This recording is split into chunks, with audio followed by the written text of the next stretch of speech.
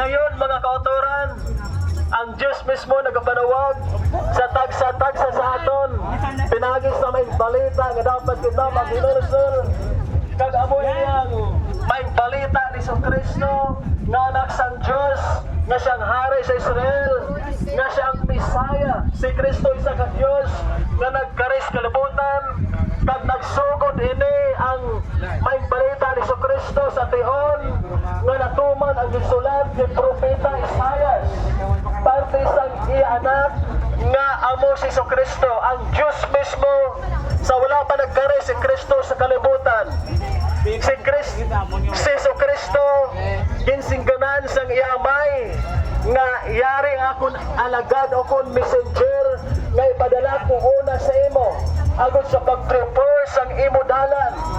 Kag nag-abot gid ang time nga si ang messenger ni God nagkadto sa Israel sa kamingawan sa desyerto kag nagawali nga nagasiling siya sa mga tao, i-preparar ninyo ang dalan sa Ginoo. Prepare the way of the Lord. Ito ang sabi ni John the Baptist. Ito ang mensahe ng Panginoon.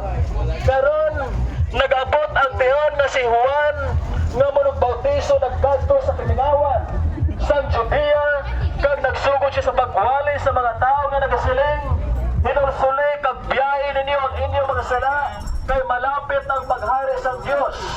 Si Juan amo ang ginhambal ni Propeta Isaias sang nagsiling siya, may nagawali sing mabaskog sa kamingawan.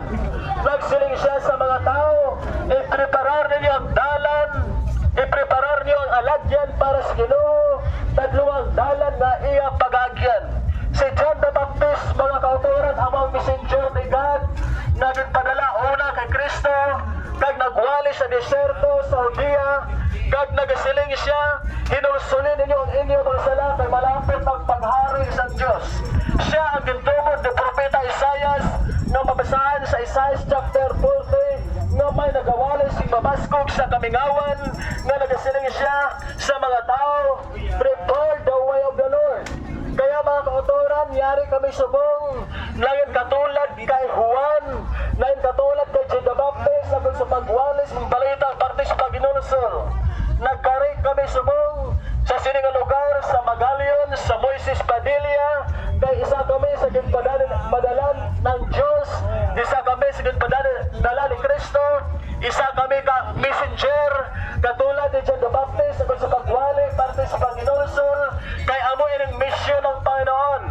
Mission ng Panginoon na dapat ang tanan nga tao maghinulsol sang ila mga sala. Dapat hinulsulan ta nga itong mga sala, mga katuran, amo ang mga pagtubuyayaw, ang sugal, mga bisyo, mga pagpahubog, mga pagpabutig, himosing kalainan, imoralidad, ang pagpatong sa ginakanan, ang paglinaway, bengkel-bengkel, grupo-grupo, ang kahisa o ano pa man. Dapat hinulsulan ta kay mag-abot ang tiyon nga ang Diyos mismo maghukom kag ipahayag niya sa aton ang tanan naton nga binuhatan. Magsiling ang Diyos sa tiyon na ikaw nakabati sa may balita, naghinulsul ka bala sa tiyon na ikaw nakabati sa may balita, nag-alagad ka bala sa akon o kung nagsunod ka bala sa akon.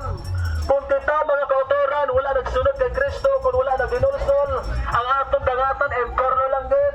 Kang destination sa isa ka tao kung mapatay duwa lang din, langit kag emperno. Ang tanan nga nagatuo kag nagasunod kay Kristo makasulod sa langit o kung makabaton sing kaluwasan. Pero ang tanan nga wala nagtuo kay Kristo, ang tanan nga wala nag-aalagad kay Kristo, ang iyadangatan amo ang emperno. Hindi po silingon na kita nagahimo sing matarong luwas na. Kaya ang tao ginapakabatarong sa Diyos, pinaagi kay Kristo. Doon ang ginapangayon ng Panginoon para kita makabaton sing kaluwasan, pagtuo nga mo ang pagbagos kinabuhi. Dapat atong tuwan si Kristo, kag dapat atong pag-uhon ang atong kinabuhi, pinagis paghinulsol kag pagbiya sala, kag dapat atong tumanon ang sugo ni Kristo o kung pulong ni Kristo. Kaya nagasiling sa John chapter 8 verse 51, si Kristo nagasiling ako sa imo sing matuod, ang masalsunaw nga nagatuman sa akong pulong, hindi gyud mamatay. Ang Panginoon mga kauturan may